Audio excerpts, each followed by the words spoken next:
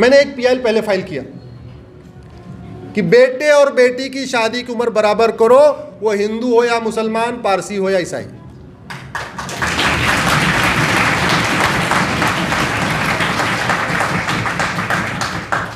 Supreme court में वो PIL admit हो गई। और 18-21 क्यों भैया, जो भी करना 18 करना 18 करो, 20 करना 20 करो, 21 करना 21 करो, लेकिन जो बराबर होना चाहिए। और हिंदू मुसलमान पारसी ईसाई सबके लिए मतलब जेंडर न्यूट्रल, रिलीजन न्यूट्रल होना चाहिए। जब वो एडमिट हो गई, फिर मैंने दूसरी पीआईएल फाइल किया।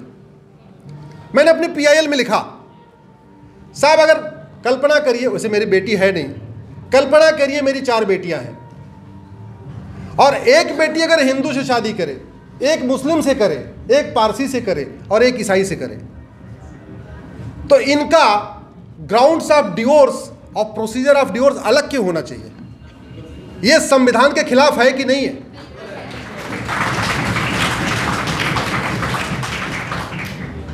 फिर वो दूसरी पीआईएल में एडमिट हो गई। फिर मैंने तीसरी पीआईएल फाइल किया। मैंने कहा अगर 4 मेरी बेटी, एक को तलाक होगा उसको गुजारा भत्ता मिलेगा, दूसरे की केवल 10,000 रुपये मेहर की रकम मिलेगी।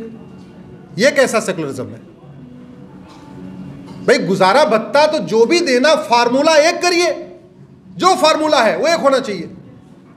वो तीसरी पीआईएल भी मेरी एडमिट हो गई सुप्रीम कोर्ट में।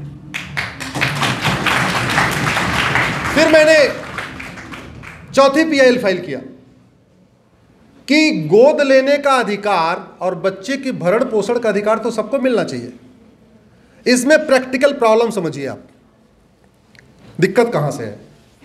सेक्शन 494 है आईपीसी में, जिसमें दूसरा विवाह करने पे अपराध है। सेक्शन 494, हाँ, लेकिन ये सब पे लागू नहीं होता। अब दिक्कत क्या हो रही है, कहीं पे मान लीजिए मजबूरी है, ठीक है भाई, बच्चे नहीं हुए, पति पत्नी दोनों मिलके चाहते हैं कि हमारी वंश परंपरा आगे बढ़ाने के लिए छोटी बहन से शादी कर लें या कुछ कर लें, घर परिवार में आपस में कर लें, तो भी नहीं कर सकते, 7 साल सजा होगी। और वहीं दूसरी तरफ मौज मस्ती के लिए विचार कर सकते। तो ये हमने कहा ये कौन सा कानून चल रहा है, ये कैसा सेकुलरिज्म?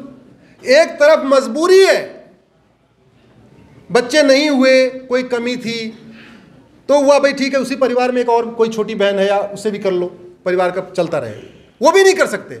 सब रजा, दोनों परिवार तैयार, पति पत्नी तैयार, सब तैयार, तब भी नहीं कर सकते। और वहीं दूसरी तरफ न पत्नी तैयार न पत्नी के घर वाले तैयार, फिर भी दूसरी कर सकते। तो फिर मैंने पीआईएल, अच्छा दूसरा इसका सबसे नुकसान क्या हो रहा है, मैंने कई प्रैक्टिकल एग्जांपल देखे।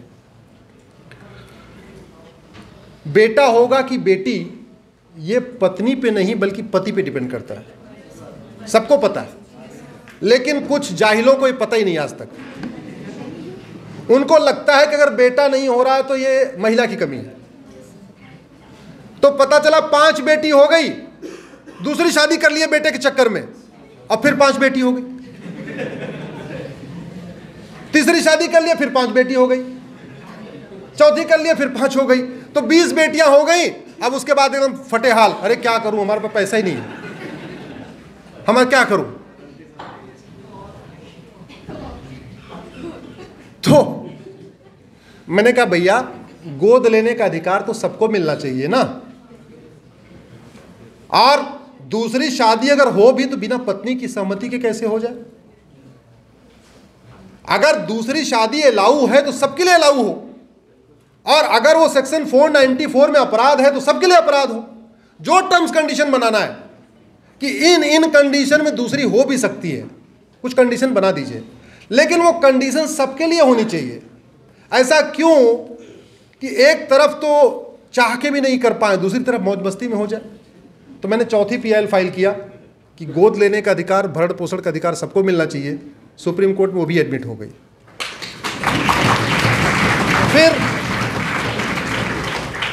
फिर मैंने 5वीं पीआईएल फाइल किया। ये सारा खेल लॉकडाउन का है।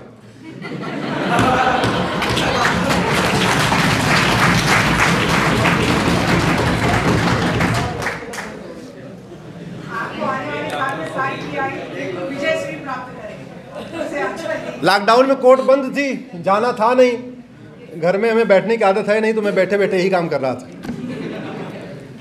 फिर मैंने 5वीं PL फाइल किया कि विरासत का अधिकार, वसीयत का अधिकार, जिसको इंग्लिश में कहते हैं सक्सेशन ऑन इनहेरिटेंस, ये राइट सबको मिलना चाहिए, क्योंकि विरासत का अधिकार, वसीयत का अधिकार, ये सिविल राइट का इशू है, ह्यूमन राइट का इशू है, और ह्यूमन राइट, सिविल राइट सबके लिए एक समान होना चाहिए। इसलिए इसमें मुस्लिम बेटी के साथ हिंदू बेटी के साथ भेदभाव नहीं होना चाहिए, सबके लिए होना चाहिए। तो अगर आप 5 PIL को एक साथ क्लब करिए, शादी विवाह की उम्र समान, तलाक लेने का तरीका और प्रक्रिया एक, गुजारा भत्ता सबके लिए एक जैसा, गोद लेने का अधिकार, एडॉप्शन गार्जियनशिप एक जैसा, सक्सेशन इनहेरिटेंस एक जैसा, इन 5 को क्लब कर दीजिए तो क्या बन गया ये?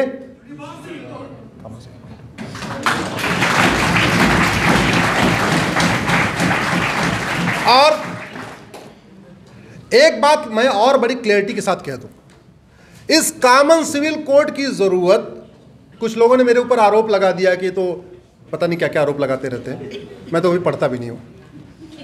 इस कॉमन सिविल कोड का सबसे बड़ा फायदा किसको मिलेगा, जरा आप लोग बताइए। क्या हिंदू बेटियों को मिलेगा?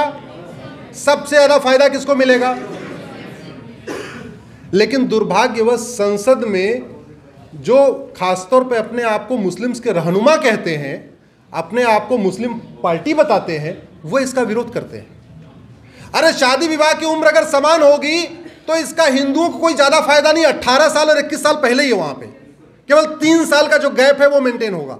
लेकिन दूसरी तरफ तो बहुत, वहां तो अलाउ है ना, 9 साल में भी शादी हो सकती है, वहां तो 10 साल में भी हो सकती है, पीरियड शुरू होगा शादी हो सकती है, ऑफिशियल है जो। तो सबसे बड़ा जो शादी विवाह की उम्र समान होने का फायदा किसको मिलेगा? मुस्लिम बेटी को मिलेगा।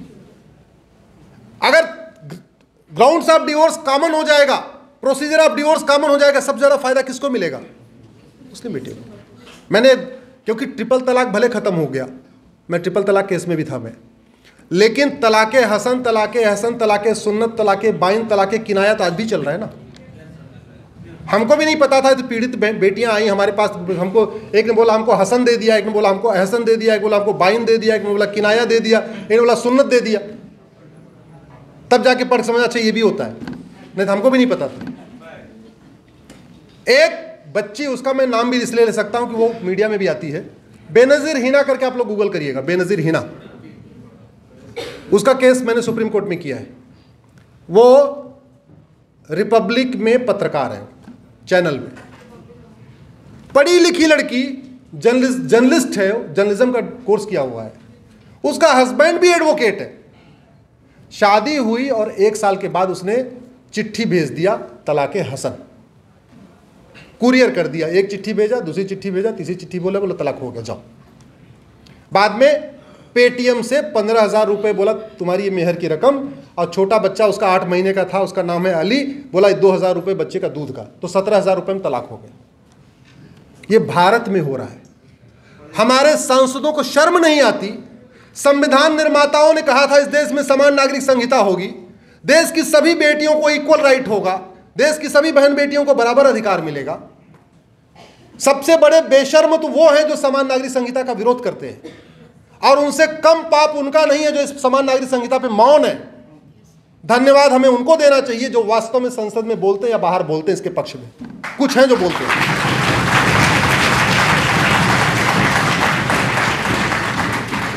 बेनजीर हिना तो नौकरी करती है, नोएडा में काम करती है, गाजियाबाद में रहती है, वो तो सरवाइव कर रही है, अपना कमरा लेकर रह रही है। ऐसी भारत में हजारों बेनजीर हैं जिनके पिता रिक्शा चलाते हैं, ऑटो चलाते हैं, पता नहीं गरीब है बेचारे, वो सुप्रीम कोर्ट आ सकते हैं क्या? वो तो पढ़ी लिखी थी, उसने मेरा नंबर गूगल से ढूंढा और ढूंढ के मेरे चैम्बर में आ गई, जैसे शिवम पहुंच गया था चैम्बर में, तो मैंने उसकी मदद कर दिया। लेकिन ऐसी हजारों बेनजीर है ना, कितने लोगों की मदद होगी? तो ये अधर्म का नाश करने के लिए कानून बनाना किसका काम था? उन्होंने नहीं किया। इसका मतलब देश के साथ सबसे बड़ा देशद्रोह है संविधान में लिखे हुए प्रावधानों पे चुप रहना। उससे भी बड़ा देशद्रोह है संविधान में लिखी हुई बातों का विरोध करना। उससे बड़ा तो देशद्रोह कुछ हो ही नहीं सकता। जिन चीजों पे 75 साल पहले चर्चा हो चुकी है, 78 साल पहले चर्चा हो चुकी, सर्वसम्मति से पास हो गया, इसमें आ चुका है, उस पर अब दोबारा चर्चा की जरूरत है क्या? हम क्या इतने समझदार हो गए? सरदार पटेल से ज्यादा समझदार, बाबा साहब अम्बेडकर से ज्यादा समझदार, पंडित नेहरू से? संविधान सभा में 288 लोग थे भाई, सारे पढ़े लिखे समझदार, रफ़ी अहमद किदवई, मौलाना कलाम, कितने सारे लोग थे इसमें। तो सबने अच्छी चर्चा के बाद ये बनाया। तो जो बातें संविधान में न लिखी हों उनके ऊपर संसद में चर्चा हो कि कानून बनाना है कि नहीं बनाना हो, ये बात तो समझ में आती है। भाई ठीक है, इसमें नहीं लिखा, बताओ इसको करना है। जो बातें इसमें लिखी हुई है, अगर हमारे पूर्वज हमारे घर में, चलो बाहर छोड़ो, घर की बात करते हैं, अगर हमारे घर में हमारे बाबा दादा कोई काम लिख के गए हैं, बेटा अभी मेरे पास ये काम करने का टाइम नहीं है, तुम ध्यान रखना ये 10 काम जरूर कर लेना। एक सच्चे सपूत की क्या ड्यूटी है? तो ये संविधान हमारे पूर्वजों ने लिखा, तो ये संसद में बैठे सपूतों की क्या ड्यूटी है? तो जो विरोध कर रहे हो सपूत क्या हो? तो कपूत हुए, न मानते नहीं मानते। लेकिन इस पे इसलिए हो रही है क्योंकि हम बटे हुए हैं, हम बटे हुए। और बटे कैसे? बीमार जब तबीयत खराब होगी तब ये नहीं देखें कि डॉक्टर कौन सी जाति का है। डॉक्टर बढ़िया वाला चाहिए, वो किसी जाति का हो, किसी धर्म का हो। या देखते हैं जाति देख के डॉक्टर के पास जाते हैं? अच्छा होना चाहिए डॉक्टर। कपड़ा प्रेस कराते समय नहीं देखते, बस ये देखते हैं कपड़ा बढ़िया प्रेस करने वाला होना चाहिए। घर बनवाते समय नहीं देखते मिस्त्री किस जाति का है, बढ़िया चिनाई करने वाला चाहिए, बढ़िया दीवार बनाने वाला चाहिए। हर काम में जिससे सीधे सीधे हमारा रिलेशन है घर का, चाहे नाई को बाल कटवाने वाला काम है कोई का, वहां हम हर जगह बेस्ट क्वालिटी ढूंढते हैं। लेकिन जब सांसद और विधायक चुनना होता है तो हम जाति और धर्म पे देखते हैं। देखते नहीं देखते? यही गड़बड़ हो गई। जिसको ड्राइविंग करनी नहीं आती उसको ड्राइवर नहीं बनाते, जिसको बाल बनाना नहीं आता उससे बाल नहीं कटवाते, जिसको कपड़ा प्रेस करना नहीं आता उससे कभी हम कपड़ा नहीं प्रेस करवाते, जिसको दीवार नहीं बनाना उससे कभी हम घर नहीं बनवाते। लेकिन जिसको कानून की ABCD भी नहीं पता उससे हम कानून बनाने के लिए भेज देते हैं। ये दिक्कत है। तो वहां वही चलता है, तू चोर मैं सिपाही, तू मैं, तू मैं, तू मैं। कभी आपने संसद विधानसभा में पुलिस रिफॉर्म पे बहस होते हुए सुना? 1861 का कानून चल रहा है, 1860 की घटिया IPC चल रही जो मैकाले ने इस देश को गुलाम बनाने के लिए बनाई थी। मेरे YouTube चैनल पे मैं एक्ट वाइज बहुत सारे मेरे वीडियो आप लोग बाद में देखना, सारे कानूनों बात नहीं हो सकती। मंगल पांडे की क्रांति को फेल करने के लिए यहां लॉ कमीशन बनाया गया। 1857 में मंगल पांडे जी ने क्रांति किया।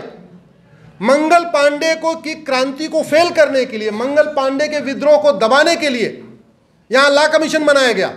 मैकाले को लॉ कमीशन का चेयरमैन बनाया गया। उसको कहा गया ऐसे इस तरीके से कानून बनाओ कि इन लोगों को गुलाम बना के रखे, क्योंकि विद्रोह की चिंगारी बहुत तेजी के साथ फैल रही है। 1860 में IPC बन के आया। उनको लगा कानून तो बन गया, इनको लाठियों से पीटेगा कौन?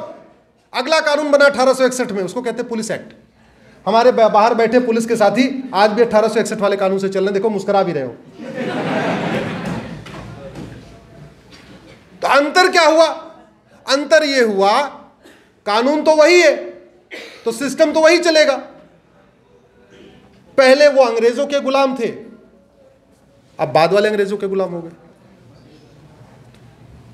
पहले भी वो मास्टर सर्वेंट का सिस्टम था, आज भी मास्टर सर्वेंट का। पब्लिक सर्वेंट तो बेचारे बन ही नहीं पा रहे। सेवा करनी थी पब्लिक की, लेकिन सर्वेंट सेवा कर रहे हैं दूसरे वाले सर्वेंट की, जो खुद भी पब्लिक सर्वेंट है। तो 1860 की IPC को खत्म करके अमेरिका का फेडरल पिनल कोड जैसा बना कानून बनाने पे संसद में कभी चर्चा हुई? आपने सुना? जोर से बोलिए। 1861 के पुलिस एक्ट को बदल के नया पुलिस एक्ट बनाने और पुलिस रिफॉर्म करने पे कभी चर्चा हुई?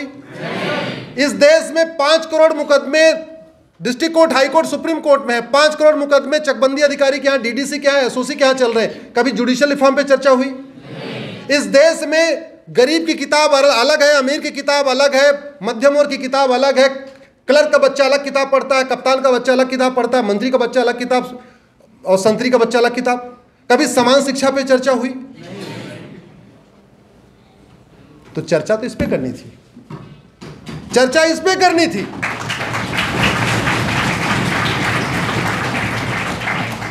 लेकिन हुई नहीं। क्यों नहीं हुई? क्योंकि हमने डिमांड नहीं किया। हमें सब कुछ बेस्ट चाहिए, हमें बेस्ट कानून नहीं चाहिए।